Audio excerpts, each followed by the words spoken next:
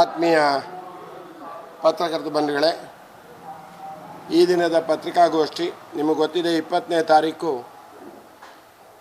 ಶೃಂಗೇರಿ ಕ್ಷೇತ್ರದ ಹುಣಸೆಹಳ್ಳಿನಲ್ಲಿ ಬೋರಮ್ಮ ಎನ್ನುವ ಮಹಿಳೆನ ಆನೆ ದಾಳಿಯಿಂದ ಭೀಕರವಾಗಿ ಸಾವಿಗೀಡಾದಾಗ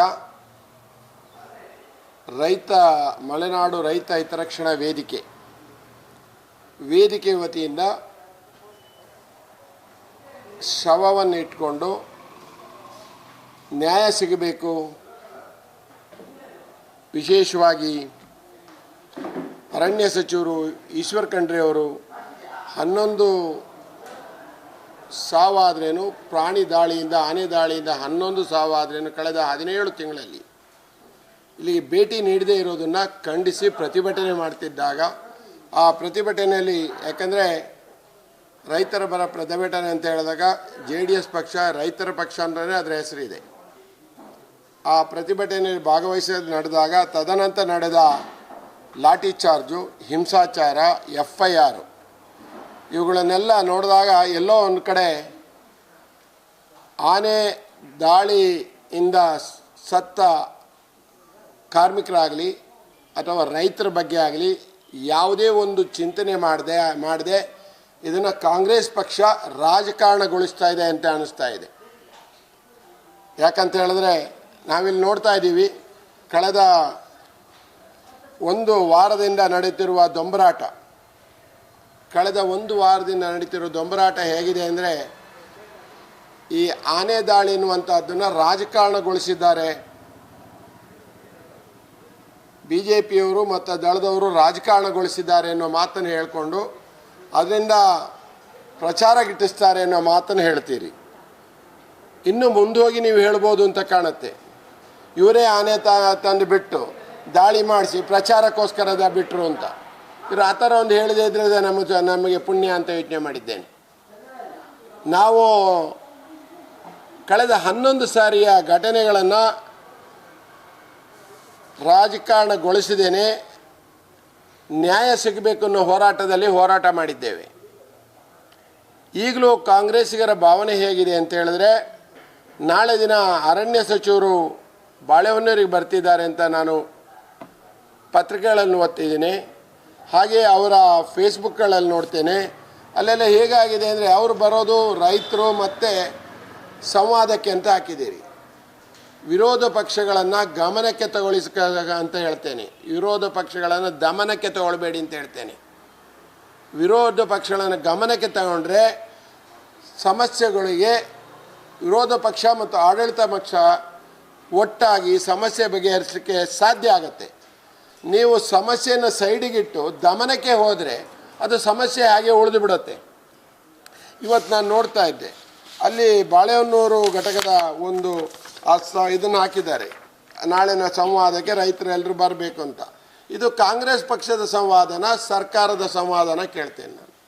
ನೀವು ಮಾಡುವಾಗ ಏನು ಮಾಡಬೇಕು ಅಂತ ಹೇಳಿದ್ರೆ, ನೀವು ಇದನ್ನು ನ್ಯಾಯಯುತವಾಗಿ ಬಗೆಹರಿಸಬೇಕು ಅಂತ ಹೇಳಿದ್ರೆ, ಅಲ್ಲಿ ಯಾರಿಗೆ ಸಮಸ್ಯೆ ಆಗಿದೆಯೋ, ಅಲ್ಲಿ ಯಾರು ವಿರೋಧ ಪಕ್ಷಗಳಿದ್ದಾರೋ ಅವ್ರನ್ನೂ ಸ್ವಾಗತಿಸಬೇಕು, ಅಭಿಪ್ರಾಯ ಮಂಡನೆ ಮಾಡಲಿಕ್ಕೆ. ಇದು ಆ ಥರ ಕಾಣ್ತಾ ಇಲ್ಲ. ಅದು ಅವ್ರದ್ದೇ ಕಾಂಗ್ರೆಸ್ ಪಕ್ಷದ ಒಂದು ಸಭೆ ಥರ ಮಾಡ್ತಿದ್ದೀರಿ. ಅದನ್ನು ಬಿಟ್ಟು ವಿರೋಧ ಪಕ್ಷಗಳನ್ನು ದಯವಿಟ್ಟು ನೀವು ಗಮನಕ್ಕೆ ತಗೊಳ್ಳಿ ಅನ್ನೋ ಮಾತನ್ನು ಈ ಸಮಯದಲ್ಲಿ ಹೇಳಲಿಕ್ಕೆ ಇಚ್ಛೆ ಪಡ್ತೇನೆ. ನಾವಾದರೂ ಮೊದಲಿಂದಲೇ ಹೇಳ್ತಿದ್ದೀವಿ, ಈಗಾಗಲೇ ಜಿಲ್ಲಾಧಿಕಾರಿ ಪತ್ರ ಕೊಟ್ಟಿದ್ದೇವೆ, ಸರ್ಕಾರಕ್ಕೆ ಪತ್ರ ಕೊಟ್ಟಿದ್ದೇವೆ, ಕೇಂದ್ರ ಸರ್ಕಾರಕ್ಕೆ ಪತ್ರ ಕೊಟ್ಟಿದ್ದೇವೆ. ಏನು ಕೇಳ್ತೀವಿ ಅಂದರೆ, ನೀವು ಆನೆ ದಾಳಿ ಆದಾಗ ಬಂದು ಕೊಡುವ ಆಶ್ವಾಸನೆಗಳು ಎಲ್ಲ ಇನ್ನೊಂದು ದಾಳಿ ಆಗೋಲ್ಲರು ಹೇಗೆ ಉಳಿಸ್ಕೊಂಡ್ಬಿಡ್ತೀರಿ? ಆನೆ ದಾಳಿ ಆದಾಗ ನಡೆಯುವ ಆಶ್ವಾಸನೆಗಳು ಹಾಗೆ ಇಟ್ಕೊಂಡು ಇನ್ನೊಂದು ದಾಳಿ ಆದಾಗ ಮತ್ತೆ ಬಂದು ಹೇಳ್ತೀರಿ. ಆನೆ ದಾಳಿಯಲ್ಲಿ ನಾವು ಕೇಳಿರುವಂಥ ಹಲವಾರು ವಿಚಾರಗಳು ನ್ಯಾಯಸಮ್ಮತವಾಗಿದೆ ಅಂತ ಇವತ್ತಿಗೂ ಹೇಳ್ತೇನೆ. ಈಗಲೂ ಅದನ್ನು ಮತ್ತೆ ಒತ್ತಾಯ ಮಾಡ್ತೇನೆ. ನಾಳೆ ನೀವು ಪತ್ರಿಕಾಗೋಷ್ಠಿ ಮಾಡ್ತೀರಿ, ಹಾಗೆ ನೀವು ರೈತರನ್ನು ಉದ್ದೇಶಿಸಿ ಮಾತನಾಡುವಾಗ ನಾವು ಕೇಳ್ತಿರುವಂಥದ್ದು ಇಷ್ಟೇ, ನೀವು ಯಾವುದೇ ಒಂದು ದಾಳಿಯಿಂದ ಸತ್ತರೆ, ಈಗಾಗಲೇ ನಾನು ನೋಡಿದ್ದೀನಿ, ಇನ್ನೊಂದು ರೆಕಾರ್ಡ್ ನೋಡಿದೆ, ಅದರಲ್ಲಿ ಹೇಳ್ತಾರೆ ಆನೆ ದಾಳಿ ಅಥವಾ ಪ್ರಾಣಿ ದಾಳಿಯಿಂದ ಅರಣ್ಯದಲ್ಲಿ ಕೆಲಸ ಮಾಡೋರು ಯಾರೇ ಕೆಲಸ ಮಾಡ್ತಿದ್ರೆ ಅವರಿಗೆ 50 ಲಕ್ಷ ಪರಿಹಾರ ಕೊಡಲಿಕ್ಕೆ ವಿಧಾನಸಭೆ ಒಪ್ಪಿಗೆ ಕೊಟ್ಟಿದೆ. ಯಾರಿಗೆ? ಅಲ್ಲಿ ಸರ್ಕಾರಿ ಕಾರ್ಯಕರ್ತರಿಗೆ, ಸರ್ಕಾರಿಯ ಇದಕ್ಕೆ ಸರ್ಕಾರದಲ್ಲಿ ಕೆಲಸ ಮಾಡೋರಿಗೆ, ಗೌರ್ಮೆಂಟ್ ಎಂಪ್ಲಾಯಿಗೆ. ಎಸ್, ಭಾಳ ಒಳ್ಳೆಯದು. ನಾನು ಭಾಳ ಖುಷಿ ಪಡ್ತೇನೆ, ಯಾಕಂದರೆ ರಾತ್ರಿ ಆಗಲು. ಆದರೆ ದಾಳಿ ಆದಾಗ ಅವನಿಗೆ ಬೇರೆ ಇವರಿಗೆ ಬೇರೆ ಮಾಡಬೇಡಿ ಅಂತ ಕೇಳ್ತೀನಿ ನಾನು. ದಾಳಿ ಆದಾಗ ಇವನು ಹೇಗೆ ನೀವು ಅರಣ್ಯ ಉಳಿಸ್ತೀರೋ, ರೈತರು ಈ ದೇಶದ ಬೆನ್ನೆಲುಬು. ಅಲ್ಲಿ ನಾವು ಮಾಡ್ತಿರೋದು ಕಾಫಿ ಇರ್ಬೋದು, ಅಡಿಕೆ ಇರ್ಬೋದು, ಭತ್ತ ಇರ್ಬೋದು, ಅದನ್ನು ಹಸಿರಿನ ಕ್ರಾಂತಿನೇ ಮಾಡ್ತಿರೋರು ನಾವು. ನಮ್ಮಲ್ಲಿ ರೈತರು ಸಾತ್ರೇನೋ ಅದಕ್ಕೆ 50 ಲಕ್ಷ ಪರಿಹಾರ ಕೊಡಿ ಅಂತ ಕೇಳ್ತಾ ಹೋರಾಟ ನಮ್ಮದು. ಎರಡನೇದು, ನೀವು ನೋಡಿದ್ದೀರಿ 11 ಪ್ರತಿಭಟನೆಗಳು ಆದಾಗ ನೀವೊಂದು ಮಾತು ಹೇಳ್ತೀರಿ, ಅರಣ್ಯ ಇಲಾಖೆಯಲ್ಲಿ ಒಬ್ಬರಿಗೆ ಕೆಲಸ ಕೊಡ್ತೀವಿ ಅಂತ ಹೇಳಿದ್ದೀರಿ. ಆ ಅರಣ್ಯ ಇಲಾಖೆಯಲ್ಲಿ ಇದುವರೆಗೂ ಯಾಕೆ ಕೆಲಸ ಕೊಟ್ಟಿಲ್ಲ, ಯಾರಿಗೆ ಕೆಲಸ ಕೊಡಿ ಅನ್ನೋದು ನೀವು ಒಂದು ವೈಟ್ ಪೇಪರ್ ರಿಲೀಸ್ ಮಾಡಿ. ನಾವು ಮೊನ್ನೆ ಕೇಳಿದ್ದೂ ಅಷ್ಟೇ. ನಾವು ಮತ್ತೆ ಬೇರೆ ಯಾವುದೇ ರೀತಿಯ ದುರ್ನಡತೆ ಎಲ್ಲೂ ತೋರಿಸ್ತಿಲ್ಲ. ಯಾವತ್ತೂ ನಾನು ಕಾನೂನಿಗೆ ತಲೆಭಾಗವನು ಚೌಕಟ್ಟು ಬಿಟ್ಟು ಹೊರಡೆ ಹೋಗಲ್ಲ. ಅದನ್ನು ನಾವು ಕೇಳ್ತಾ ಇದ್ದೇನೆ. ಇವತ್ತು ನಾನು ಅವ್ರಿಗೆ ಕೇಳ್ತಾ ಇದ್ದೇನೆ, ನೀವು ಎಲ್ಲಿ ನಿಮಗೆ 11 ಜನ ಕೆಲಸ ಕೊಟ್ಟಿದ್ದೀರಿ? ಹಾಗಾದರೆ ಪ್ರತಿ ಸಾರಿ ಸತ್ತಾಗಲೂ ನಿನ್ನ ಮಗನಿಗೆ ಕೆಲಸ ಕೊಡ್ತೀರಿ, ಗಂಡನಿಗೆ ಕೆಲಸ ಕೊಡ್ತೀರಿ, ಅಥವಾ ಕುಟುಂಬದಲ್ಲಿ ಇದುವರೆಗೂ ಕೆಲಸ ಕೊಟ್ಟಿಲ್ಲ. ಈಗಲೂ ಸರ್ಕಾರಕ್ಕೆ ನನ್ನ ಒತ್ತಡ, ನೀವು ಯಾರು 11 ಜನ ಇದುವರೆಗೆ ಸತ್ತಿದಾರ ಅವ್ರ ಕುಟುಂಬಕ್ಕೆ ಕೆಲಸ ಕೊಡಬೇಕು. ಮತ್ತೆ ಅಪಾದನೆ ಹೇಳ್ತಾ ಇದ್ದೀರಿ, ಪತ್ರಿಕೆಗಳಲ್ಲಿ, ಟಿ ವಿಗಳಲ್ಲಿ ಎಲ್ಲ ಕಡೆಯಲ್ಲೂ ನೋಡ್ತಾ ಇದ್ದೆ. ಏನಂದರೆ ಸತ್ತ ಮಹಿಳೆಯ ಕುಟುಂಬದವರಿಗೆ ಹೆಣ ತೊಗೊಂಡೋಗ್ಲಿಕ್ಕೆ ಬಿಟ್ಟಿಲ್ಲ ಅನ್ನೋ ಒಂದು ಅಪಾದನೆ. ಯಾವ ರೀತಿ ಸುಳ್ಳು ಅಪಾದನೆ ಮಾಡ್ತೀರಿ ಅಂತ ಗೊತ್ತಿಲ್ಲ. ಅದರಲ್ಲೇ ನೀವು ಕ್ಲಿಪ್ಪಿಂಗ್ಸಲ್ಲಿ ನೋಡಿ, ಅಲ್ಲಿ ನಡೆದಿರುವಂಥ ಘಟನೆ ನೋಡಿ. ಅಲ್ಲಿ ಏನು ಮಾಡ್ತಾನೆ, ಸತ್ತ ಮಹಿಳೆಯ ಮಗ ಪ್ರತಿಭಟನೆಯಲ್ಲಿ ಕೂತಿದ್ದಾನೆ, ಗಂಡ ಅಲ್ಲೇ ಇವ್ರ ಮಧ್ಯೆ ನಿಂತೇನೆ, ಪ್ರತಿಭಟನೆ ಮಧ್ಯೆ. ನನಗೆ ಯಾವುದೇ ಕಾರಣಕ್ಕೆ ನನಗೆ 50 ಲಕ್ಷ ಕೊಡಿ, ನನ್ನ ಹೆಂಡತಿ ದುಡಿತಾ ಇದ್ಲು, ನನ್ನ ಮಗನಿಗೆ ಸಾಕಬೇಕು ಅನ್ನೋದನ್ನು ಅವ್ರು ಹೇಳ್ತಾ ಇದ್ದಾರೆ. ನೀವೇನು ಮಾಡಿದ್ರಿ ಅಂತ ಹೇಳಿದ್ರೆ, ಇವರಲ್ಲ, ಯಾಕೆ ನಾನು ಯಾರ ಬಗ್ಗೆನೂ ಟೀಕೆ ಮಾಡಲ್ಲ, ಶಾಸಕರ ಬಗ್ಗೆ ಆಗಲಿ ಅದ್ರ ಮೇಲೆಲ್ಲ. ಅಷ್ಟೊತ್ತಿಗೆ ಒಂದು ಬುರ್ಡೆ ಗ್ಯಾಂಗ್ ಅಂತೇಳಿ ಧರ್ಮಸ್ಥಳದಲ್ಲಿ ಒಂದು ಬುರ್ಡೆ ಗ್ಯಾಂಗ್ ಇತ್ತು. ಒಂದು ಗ್ಯಾಂಗ್ ಬಂತು, 7-8 ಜನ. ಅವರ ವೇಷ, ಅವರ ಡ್ರೆಸ್ಸು ಎಲ್ಲ ನೋಡೋದು ದೊಡ್ಡ ರಾಜಕಾರಣಿಗಳು. ಅವ್ರು ಬಂದು, ಇದು ನಾವು ಹೆಣ ತೊಗೊಂಡೋಗ್ತಿದ್ದೀವಿ, ನಮಗೆ ಹಾವೇರಿಯ ಶಾಸಕರು ಶ್ರೀನಿವಾಸ್ ಹೇಳಿದ್ದಾರೆ ಅಂತ ಹೇಳ್ತಾರೆ. ನಾನು ಅವ್ರಿಗೆ ಕೇಳಿದ್ದಿಷ್ಟೇ, ನೀವು ಯಾರು ಈ ಹೆಣಕ್ಕೆ? ಗಂಡ ಇವನು, ಮಗ ಇವನು, ಇದು ಬಿಟ್ಟು ನೀವು ಇದಕ್ಕೇನು ಸಂಬಂಧ ಅಂತ ಕೇಳಿದ್ದೇನೆ ನಾನು. ನನ್ನ ಕೇಳಿದ ಮಾತು ಸ್ಪಷ್ಟವಾಗಿದೆ, ನಾನು ಎಲ್ಲ ರೆಕಾರ್ಡ್ಗಳಲ್ಲೂ ಸ್ಪಷ್ಟವಾಗಿದ್ದೇನೆ. ಅವರುಗಳಿಗೆ ಯಾವುದೋ ಒಂದು ಇದರಿಂದ ಅವನ್ನ ಕರ್ಕೊಂಡು ಹೋಗ್ಬೇಕಿತ್ತು ಹೆಣನ. ಒಂದು 10 ಜನ, ಅವರ ಡ್ರೆಸ್ಸು ಗಿಸ್ಸು ಎಲ್ಲ ನೋಡಿದ್ರೇನು ಅವ್ರು ಯಾವುದೇ ಕಾರಣಕ್ಕೆ ಕೂಲಿ ಕಾರ್ಮಿಕರಲ್ಲ. ಅದನ್ನು ನೀವು ವಿಡಿಯೋಗಳಲ್ಲಿ ನೋಡಿ, ಫೋಟೋಗಳಲ್ಲಿ ನೋಡಿ.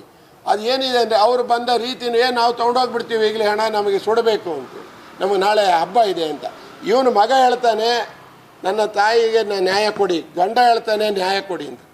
ಆದರೆ ಈ ಹೊಸ ಬುರ್ಡೆ ಗ್ಯಾಂಗ್ ಇದೆಯಲ್ಲ, ಅವ್ರುಗಳು, ನಾವು ಮಗ ತಾಯಿ ಬಗ್ಗೆ ಹೇಳೋದಿಲ್ಲ, ಅವ್ರ ನ್ಯಾಯತ ಕೇಳ್ತಾ ಕೂತಿದ್ದಾರೆ ಅವ್ರುಗಳು. ಆಗ ನಾವು ಅವ್ರಿಗೆ ಕೇಳಿದ್ದೇವೆ, ನೀನು ಯಾರು, ನಿನಗೆ ಇದಕ್ಕೂ ಸಂಬಂಧ ಏನು ಅನ್ನೋ ಒಂದು ಮಾತು ನಾನು ಇದೇ ಹೆಬ್ಬೆಟ್ಟಿನಲ್ಲಿ ಕೇಳಿದ್ದೆ. ಯಾಕೆಂದರೆ ಅವ್ರಿಗೆ ಕೇಳಿದ್ದು ನ್ಯಾಯ ಯಾರಿಗೆ ಬೇಕು ಅಂತ. ನಾವಲ್ಲಿ ಯಾವುದೇ ಕಾರಣಕ್ಕೆ ಸ್ಥಳೀಯ ಶಾಸಕರ ಮೇಲಾಗಲಿ ಅಥವಾ ಇದ್ರ ಮೇಲಾಗಲಿ ನಾವು ಮಾಡಿಲ್ಲ. ನಾವು ಅರಣ್ಯ ಇಲಾಖೆಯಲ್ಲಿ ಕಾನೂನು ಕೇಳ್ತಾ ಇದ್ದೀವಿ, ಅರಣ್ಯ ಇಲಾಖೆಯಲ್ಲಿ ನ್ಯಾಯ ಕೇಳ್ತಿದ್ವಿ ಬಿಟ್ಟರೆ ಬೇರೆದನ್ನು ಕೇಳಲಿಲ್ಲ.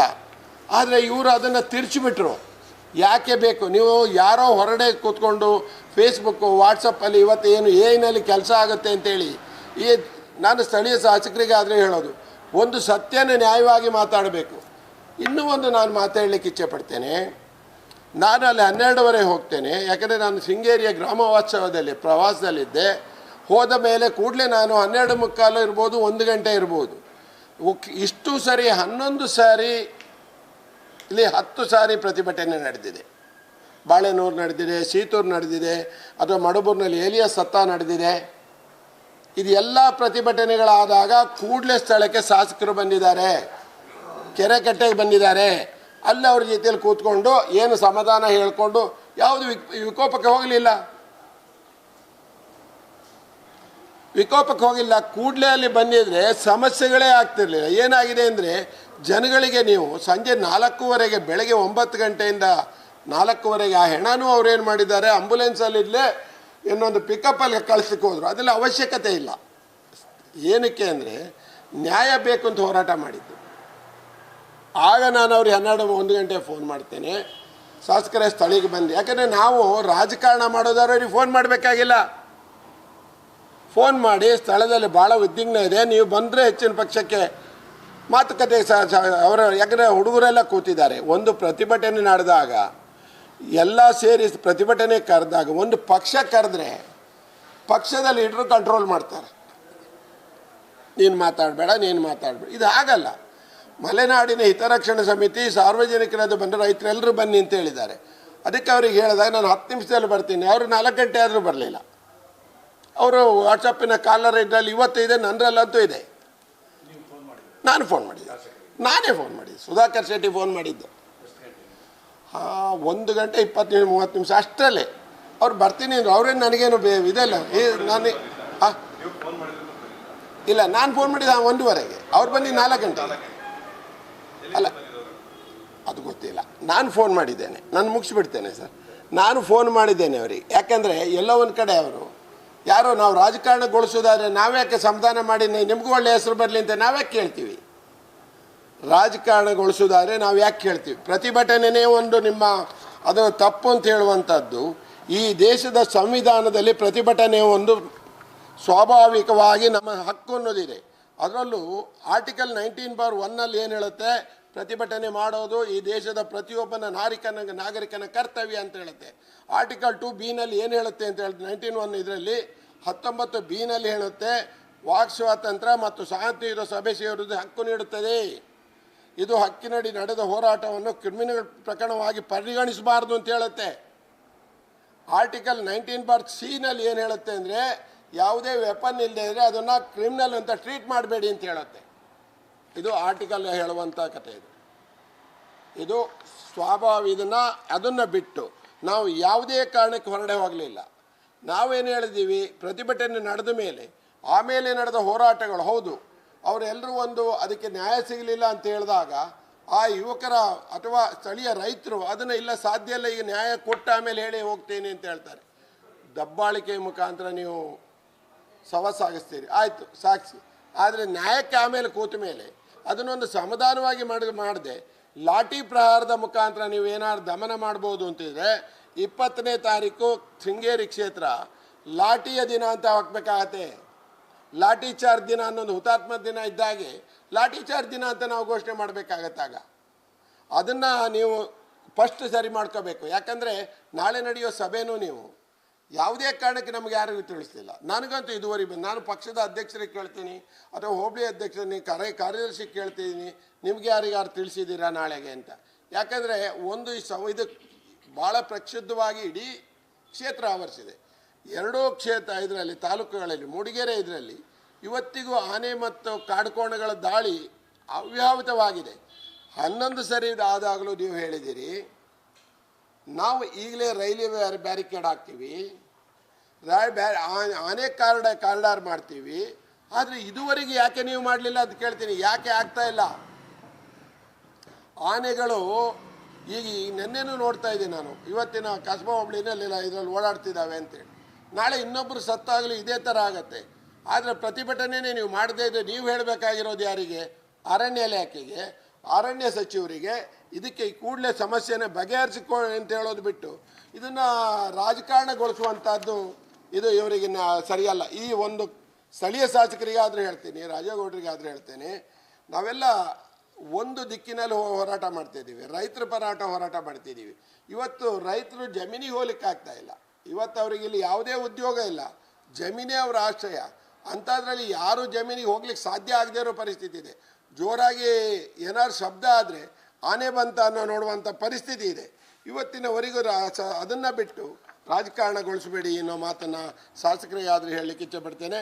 ಬಂಧುಗಳೇ, ಶೃಂಗೇರಿ ಕ್ಷೇತ್ರ ಈಗಾಗಲೇ ನಿರ್ಲಕ್ಷ್ಯಕ್ಕೆ ಒಳಗಾದ ಕ್ಷೇತ್ರ. ಇದನ್ನು ಯಾವುದೇ ಅಭಿವೃದ್ಧಿ ಕಾರ್ಯದಲ್ಲಿ ಇಲ್ಲದೇ ಇರೋ ಕ್ಷೇತ್ರ. ಅಂಥದ್ರಲ್ಲಿ ನೀವು ಈ ಒಂದು ದಾಳಿಗಳನ್ನು ರಾಜಕಾರಣಗೊಳಿಸಿಬಿಟ್ರೆ ಯಾರೂ ಅಭಿವೃದ್ಧಿ ಪರ ಮಾತಾಡಲಿಕ್ಕೆ ಆಗೋದಿಲ್ಲ. ಇವತ್ತು 9 ಜನರ ಮೇಲೆ ನೀವು FIR ಫೈಲ್ ಮಾಡಿದ್ದೀರಿ. ಅದು ಕ್ರಿಮಿನಲ್ FIRಗಳನ್ನು 6ರಿಂದ 7 ಸೆಕ್ಷನ್ ಹಾಕಿದ್ದೀರಿ ಅಂತ ಕೇಳಿದ್ದೇನೆ. ನಾನು ಇವತ್ತು ಅರಣ್ಯ ಸಚಿವರಿಗೆ ಒಂದು ಮಾತು ಹೇಳ್ತೇನೆ, ಇದನ್ನು ಒಂದು ದೊಂಬಿ ಅಥವಾ ಗಲಭೆ ಅಲ್ಲ. ಇದು ಇದು ಗಲಭೆ ಅಲ್ಲ. ಆಯುಧಗಳನ್ನು ಹಿಡ್ಕೊಂಡು ಎಲ್ಲೂ ಯಾರೂ ಇರಲಿಲ್ಲ, ಯಾರ ಹತ್ರನೂ ಆಯುಧ ಇರಲಿಲ್ಲ, ಶಾಂತಿಯುತ ಹೋರಾಟ ಮಾಡ್ತಿದ್ರು ಅಷ್ಟೇ. ಆದ್ದರಿಂದ ಆಗಿರೋದನ್ನ ನೀವು ಕೇಸ್ ಹಾಕಿದ್ರಿ. ಆ ಹುಡುಗರನ್ನ ಇವತ್ತು ಕಾಡುಮೇಡಲ್ಲಿ ಅಲ್ದಾಡಿ ಅಂತ ಎಲ್ಲರೂ ಅದಕ್ಕೆ ಬೇರೆ ಪ್ರಚೋದನೆ. ಏನು ನಿಮ್ಮನ್ನು ಕರ್ಕೊಂಡೋಗಿ ಆದ್ಮೇಲೆ ನಾನು ಇವತ್ತು ಪೊಲೀಸ್ ಸ್ಟೇಷನ್ಗೆ ಮಾಡಿದ್ದೀನಿ, SPR ಮಾಡಿದ್ದೇನೆ. ಯಾಕೆ ಥರ ಇಲ್ಲ ಆ ಥರ ಅವ್ರು ಏನು ಹೇಳಿದ್ರು ಅಂದರೆ, ಕಾನೂನಿಗೆ ವಿರುದ್ಧವಾಗಿ ನಡೆದ ಇದನ್ನು ಕೇಸ್ ಹಾಕಿದ್ದೀವಿ, ನಾವು ಅದನ್ನು ಕಾನೂನಾಗಿ ಅವ್ರಿಗೆ ಬೇಲ್ ತಂದರೆ ಬಿಟ್ಕೊಡ್ತೀವಿ ಅಂತ. ಯಾಕೆಂದರೆ ಒಂದು ಸರಿ FIR ಹಾಕಿದ್ಮೇಲೆ ಅದಕ್ಕೆ ಬೇಲೇ ಆಗಬೇಕಾಗತ್ತೆ, ಬೇರೆ ಏನೂ ಮಾಡಲಿಕ್ಕಾಗಲ್ಲ. ಅದಕ್ಕೆ ಅದನ್ನು FIR. ಆದರೆ ಅವ್ರನ್ನ ಬಂಧಿಸೋದು ಮಾಡಬೇಡಿ ಅನ್ನೋದನ್ನು ಅವರಿಗೂ ನಾವು ರಿಕ್ವೆಸ್ಟ್ ಮಾಡಿದ್ದೇವೆ. ಈಗ ನಾನು ಹೇಗೂ ನಾಳೆ ಅರಣ್ಯ ಸಚಿವರು ಬರ್ತಾ ಇದ್ದಾರೆ. ಅರಣ್ಯ ಸಚಿವರು ಬಂದಾಗ ಅರಣ್ಯ ಸಚಿವರಿಗೆ ನನ್ನ ಒತ್ತಡ ಏನು ಅಂದರೆ, ಇದು ಗಲಭೆ ಅಲ್ಲ, ದೊಂಬಿ ಅಲ್ಲ. ನೀವು ಇದನ್ನು ಒಂದು ಹೋರಾಟ, ರೈತಪರ ಹೋರಾಟ. ಅವರು ಬೇರೆ ಯಾವುದೂ ಅದನ್ನು ಅವ್ರು ಅಕಸ್ಮಾತ್ ಕಲ್ಲು ನೋಡಿದಿದ್ರ ಅಥವಾ ದೊಣ್ಣೆ ಹಿಡ್ದಿದ್ರ, ಮಚ್ಚೆ ಹಿಡ್ದಿದ್ರೆ ತೋರಿಸಿ. ಆ ಥರದ ಯಾವುದೂ ಆಗಿಲ್ಲ. ಇವರು ಮಾಡಿರೋ ಕೆಲಸ ಏನಾಗಿದೆ ಅಂದರೆ, ಲಾಠಿ ಚಾರ್ಜನ್ನ ಕಡಬಗೆರೆಯ ಗಲ್ಲಿಗೆ ಮಾಡ್ತಾರೆ ಸರ್. ಗಲ್ಲಿಲಿ ಬೆಳೆಸ್ಕೊಂಡು ಮಾಡುವಾಗ ಖಂಡಿತ ಹೌದು. ಇವತ್ತು ನಾನು TVನಲ್ಲಿ ನೋಡ್ತಾ ಇದ್ದೆ, ಒಂದು ರಾಧಾ ಅನ್ನೋ ಒಂದು ಹೆಣ್ಮಗಳಿಗೆ, ರಾಗಾದನ ರೇಖಾ ಅನ್ನೋ ಒಂದು ಹೆಣ್ಮಗಳಿಗೆ ಕಿವಿಗೆ ಬಿದ್ದಿದೆ. ಅದು ಯಾರೇ ಹೊಡೆದಿದ್ರೆ ತಪ್ಪೇ. ಬಟ್ ನೀವು ಅವರಿಗೆ ದೊಣ್ಣೆಯಲ್ಲಿ ಹೊಡಿತಾ ಇರುವಂಥದ್ದು ತಪ್ಪಲ್ವಾ? ಯಾರು ಅಮಾಯಕರನ್ನು ಬೆಳೆಸ್ಕೊಂಡು ಹೊಡೆದಿದ್ದೀರಿ. ಈಗ ಅಮಾಯಕರ ಮೇಲೆ FIR ಮಾಡಿದ್ದೀರಿ. FIR ಮಾಡಿರುವಂಥ ಅಷ್ಟೂ ಜನನ ನೀವು ನಾಳೆ ಅರಣ್ಯ ಸಚಿವರು ಬಂದಿದ್ದೀರಿ, ಕೇಸ್ ಹಾಕಿ ಅವ್ರನ್ನ ಹಿಡಿಯುವಂಥದ್ದು ಅಥವಾ ಬೆದರಿಕೆ ಒಡ್ಡುವಂಥದ್ದು, ಅವ್ರನ್ನ ಕದ್ದುಕೂರಿ ಎನ್ನುವಂಥದ್ದು ಅದು ಬೇಡ. ಯಾಕಂದರೆ ಇಡೀ ಕುಟುಂಬಗಳು, 9 ಕುಟುಂಬಗಳು ಕಣ್ಣೀರಿನಲ್ಲಿ, ಅಯ್ಯೋ ನನ್ನ ಮಕ್ಕಳನ್ನ ಇವತ್ತು ಕ್ರಿಮಿನಲ್ಸ್ ಕೇಸು, ಯಾಕೆ ರೈತರ ಪರ ಯಾಕೆ ಹೋರಾಟ ಮಾಡಿದ್ದೀರಿ ಅಂತ. ಇನ್ನೊಬ್ರು ಹೋರಾಟನೇ ಮಾಡಲಿಕ್ಕಾಗಲ್ಲ ಅಂತ. ನಾನು ಭಾಳ ಹೋರಾಟ ನೋಡಿದ್ದೀನಿ. ನಿನ್ನೆ ನಾನು TVನಲ್ಲಿ ಯಾರೋ ಮಾತಾಡೋ ಕೇಳ್ತಿದ್ದೆ, ಯಾರೋ ಒಬ್ಬರು ಕಾಂಗ್ರೆಸ್ನ ಬಹು ದೊಡ್ಡ ನಾಯಕರು ಹೇಳ್ತಿದ್ರು ಏನಂದರೆ, ಇನ್ನು ಹೋರಾಟಗಳೆಲ್ಲ ಶಾಂತಿಯುತವಾಗಿರಬೇಕಿತ್ತು. ಸುಧಾಕರ್ ಶೆಟ್ಟರು ಇನ್ನು ಪ್ರೊಫೆಸರ್ ನಂಜುಂಡಸ್ವಾಮಿ ಅವ್ರ ಹತ್ರ ಕಲಿಸಬೇಕು. ಆದರೆ ಒಂದು ನಿಮಗೆ ಗೊತ್ತಿರಲಿ, ನರಗುಂದ ಅನ್ನುವಂಥ ಒಂದು 1980ರ ಗಲಾಟೆ ನೀವು ನೆಡ್ಕೊಂಬಿಡಿ. ಅವತ್ತು ಗುಂಡೂರಾಯರ ಸರ್ಕಾರದಲ್ಲಿ ಆವಾಗ ಈ ನೀರಾವರಿ ಕರನ ಜಾಸ್ತಿ ಮಾಡ್ತಾರೆ. ಅದಕ್ಕೆ 2 ವರ್ಷ ಹೋರಾಟ ಮಾಡುತ್ತೆ. ಮೊದಲನೇ ಸಾರಿ ಗೋಲಿಬಾರ್ ಆಗಿದೆ 1982ರಲ್ಲಿ. ಆ ಪ್ರತಿಭಟನೆ ನೇತೃತ್ವ ಅವರು ಏನಾದರೂ ಅವತ್ತು ಪ್ರೊಫೆಸರ್ ನಂಜುಂಡಸ್ವಾಮಿ ಮಾಡದೇ ಇದ್ದರೆ ರೈತರೇ ಉಳಿತಿರಲಿಲ್ಲ. ಅವ್ರದ್ದೇ ಮೊದಲನೇದು ಬಾರಿ ಇದಾಗಿರುವಂಥದ್ದು. ನಾವು ಹೋರಾಟಕ್ಕೆ ಮೊದಲಿಂದಲೂ ಇದೆ. ರೈತರ ಹೋರಾಟನ ನೇತೃತ್ವನ ಪ್ರೊಫೆಸರ್ ನಂಜುಂಡಸ್ವಾಮಿ ಅವರ ನೇತೃತ್ವ, ಅವರು ಅದೇ ಥರನೇ ನಾವು ಬರ್ತಾ ಇರೋದು. 2008ರ ಹುತಾತ್ಮರ ದಿನ ಅಂತ ಏನು ಹೇಳ್ತೀವಿ, ಅವತ್ತು ರೈತರ ಮೇಲೆ ನೀವು ಯಾವುದು ರಸಗೊಬ್ಬರ ಸಿಗಲಿಲ್ಲ, ಒಳ್ಳೆಯ ಧಾನ್ಯದ ಬೀಜ ಸಿಗಲಿಲ್ಲ ಅಂತ ರೈತರು ಹೋರಾಟ ಮಾಡಿದಾಗ ಅವತ್ತು ಗೋಲಿಬಾರ್ ಆಗುತ್ತೆ. ಅವತ್ತು ಗೋಲಿಬಾರದ 2 ಸಾಯ್ತಾರೆ. ಅವತ್ತು ಇದೇ ಖರ್ಗೆ ಅವರು ಹೇಳ್ತಾರೆ, ಸರ್ಕಾರ ಇದನ್ನು ನ್ಯಾಯಯುತಗೊಳ್ಳದೆ ರಾಜಕಾರಣಗೊಳಿಸ್ತಿದೆ ಅಂತೇಳಿ. ಇವರಾಗ ಆಡಳಿತ ಇದ್ದವ್ರು ಹೇಳ್ತಾರೆ, ಇವರು ರಾಜಕಾರಣಗೊಳಿಸ್ತಾರೆ. ಹಾಗಾದರೆ ವಿರೋಧ ಮಾಡಿದ ಕೂಡಲೇ ರಾಜಕಾರಣ ಅಂತಿದ್ರೆ, ಹಾಗಾದ್ರೆ ಯಾವುದೇ ನಾವು ಕೆಲಸ ಮಾಡಲಿಕ್ಕಾಗಲ್ಲ, ಯಾರು ರಾಜಕಾರಣ ಮಾಡಲಿಕ್ಕಾಗಲ್ಲ. ರಾಜಕಾರಣ ಅಂತ ಹೇಳಿದ್ರೆ ಜನಗಳಿಗೆ ಸಹಾಯ ಮಾಡು, ಜನಗಳ ಸಮಸ್ಯೆಗೆ ಸ್ಪಂದಿಸು ಅನ್ನೋದೇ ರಾಜಕಾರಣ. ಆದ್ದರಿಂದ ಎರಡೂ ಇದರಲ್ಲಿ ನಾನು ಹೇಳಲಿಕ್ಕೆ ಇಷ್ಟಪಡ್ತೇನೆ. ನಾವು ಯಾವುದೇ ಕಾರಣಕ್ಕೆ ರಾಜಕಾರಣಗೊಳಿಸ್ತಾ ಇಲ್ಲ, ನ್ಯಾಯ ಕೇಳ್ತಿದ್ದೀವಿ. ನಾಳೆ ನಾವು ಈಶ್ವರ್ ಖಂಡ್ರೆ ಅವರಿಗೆ ಇಷ್ಟನ್ನೇ ಹೇಳೋದು, ದಯವಿಟ್ಟು ನೀವು ಏನು ಇವತ್ತು ನಾಳೆ ಕರೆದಿದ್ದೀರಾ, ಎಲ್ಲ ಸರ್ವಪಕ್ಷ ನಾವು ಸಭೆ ಕರೀರಿ, ಕರೆದು ನೀವು ಚಿಂತನೆ ಮಂಥನ ಮಾಡಿ ಶೃಂಗೇರಿ ಕ್ಷೇತ್ರ ಅಥವಾ ಮೂಡಿಗೆರೆ ಚಿಕ್ಕಮಗಳೂರು ಕ್ಷೇತ್ರಕ್ಕೆ ಕರೀರಿ, ಕರೆದು ಏನು ಸಮಸ್ಯೆ ಇದ್ದರೆ ಬಗೆಹರಿಸಿ. ಅದು ಬಿಟ್ಟು ಕಾಂಗ್ರೆಸ್ ಪಕ್ಷದ ವಕ್ತಾರರ ಸಚಿವರಾಗಬೇಡಿ ಅಂತ ಹೇಳ್ತೀನಿ ನಾನು. ಸಚಿವರು ನ್ಯಾಯಯುತವಾಗಿ ನಡ್ಕೊಳ್ಳಿ ಅಂತ ಹೇಳ್ತೇನೆ. ಸಿಗಬೇಕಾದ ನ್ಯಾಯನ ಸಚಿವರು ಕೊಡಿಸ್ಬೇಕಂತ ಹೇಳ್ತೇನೆ. ಮತ್ತು ಈ ಯಾರಿಗೆ 9 ಜನರ ಮೇಲೆ FIR ಮಾಡಿ ಕ್ರಿಮಿನಲ್ ಕೇಸ್ ಹಾಕಿದ್ದೀರೋ ಅವ್ರನ್ನ ಖಂಡಿತ ಅವ್ರನ್ನ FIRನ ವಿಡ್ರಾ ಮಾಡಿ ಅವರಿಗೆ ಕಾನೂನು ತಿಳುವಳಿಕೆ ಎಲ್ರಿಗೂ ಕೊಡಬೇಕಾಗತ್ತೆ. ಆದರೆ ಅವ್ರ ಮೇಲೆ FIR ಹಾಕಿರೋದನ್ನು ರದ್ದುಗೊಳಿಸಿ ಅಂತೇಳಿ ನಾನು ಸರ್ಕಾರಕ್ಕೆ ಒತ್ತಾಯ ಮಾಡಿದೆ. ಎಲ್ಲರೂ 4 ಗಂಟೆಗೆ ಬಂದಿರೋದು, ಒಟ್ಟಿಗೆ ಬಂದಿರೋದು, ಶಾಸಕರು, ಜಿಲ್ಲಾಧಿಕಾರಿಗಳು, SP ಎಲ್ಲರೂ ಒಟ್ಟಿಗೆ ಬಂದಿರೋದು. ಏನಾಗುತ್ತೆ ಗೊತ್ತಾ ಪತ್ರಕರ್ತರೆ, ನಾವು ಸ್ಥಳೀಕರು ಯಾರನ್ನ ನೋಡ್ತಾರೆ ಅಂದರೆ, ಸ್ಥಳೀಯ ಆಡಳಿತ ಯಾರು ಪ್ರಜಾಪ್ರತಿನಿಧಿ ಇದೆ ಅವನ್ನೇ ಕಾಯೋದು, ಅವ್ರ ಮಾತನ್ನೇ ಕೇಳೋದು. ಅಧಿಕಾರಿಗಳು ಯಾರ ಮಾತು ಕೇಳುತ್ತಾರೆ, ಸರ್ಕಾರ ಯಾರು ಇದ್ದಾರೋ ಅವ್ರ ಮಾತು ಕೇಳ್ತಾರೆ. ಅವರು 4 ಗಂಟೆವರೆಗೆ ಯಾರು ಬರಬೇಕಾಗಿರಲಿಲ್ಲ. ಅವರು ಬೆಳಗ್ಗೆ 10 ಗಂಟೆಗೆ ಬಂದಿದ್ದರೆ ಆ ರೈತರನ್ನ ಸಮಾಧಾನ ಮಾಡ್ಬೋದಿತ್ತು, ಏನು ಅನ್ನೋದನ್ನು ಕೇಳ್ಬೋದಿತ್ತು. ಅವರು ಜಿಲ್ಲಾಧಿಕಾರಿಗಳು ಒಂದು ಮಾತು ಹೇಳ್ತಾರೆ ನನ್ನ ಹತ್ರ, ನೋಡಿ ನಾನು ಪ್ರಸ್ತಾವನೆನ 30 ಲಕ್ಷಕ್ಕೆ ಕಳಿಸ್ತೀನಿ ಅಂತ. ಇದುವರೆಗೆ ಕಳಿಸಿದ್ದು ಕೊಟ್ಟಿದ್ದಿಲ್ಲ. ನಾನು ಅವರಿಗೆ ಕೂಡಲೇ ಕೇಳಿದ್ದೀನಿ, ಆದರೆ ಆಯ್ತು, ಆದರೆ ನಮ್ಮ ನಾಳೆ ಕೊಡಿ ಅಂತೇಳಿ. ನಾವು ಪ್ರಸ್ತಾವನೆನ 50 ಲಕ್ಷಕ್ಕೆ ಕಳಿಸಿ ಅಂತಲೇ ನಾನು ಕೇಳಿರೋದು ಅವರಿಗೆ. ಈಗಲೂ ನನ್ನ ಒತ್ತಡ 50 ಲಕ್ಷಕ್ಕೆ. ಜಿಲ್ಲಾಧಿಕಾರಿಗಳು ಅಥವಾ SP ಅವರು 4 ಗಂಟೆ ಬಂದಿದ್ದಾರೆ. 4 ಗಂಟೆಗೆ ಅವರು ಒಟ್ಟಿಗೆ ಬಂದರು. ಇದು ಎಲ್ಲದೂ ಒಟ್ಟಿಗೆ ಬಂದಿದ್ದು, ಒಟ್ಟಿಗೆ ನಡೆದ ಘಟನೆಗಳು. ಲಾಠಿ ಚಾರ್ಜ್ ಮಾಡುವಾಗಲೂ 3 ಜನ ಒಟ್ಟಿಗೆ ಇದಕ್ಕೆ ಲಾಠಿ ಚಾರ್ಜ್ಗೆ ಆರ್ಡರ್ ಮಾಡಿದ್ರು.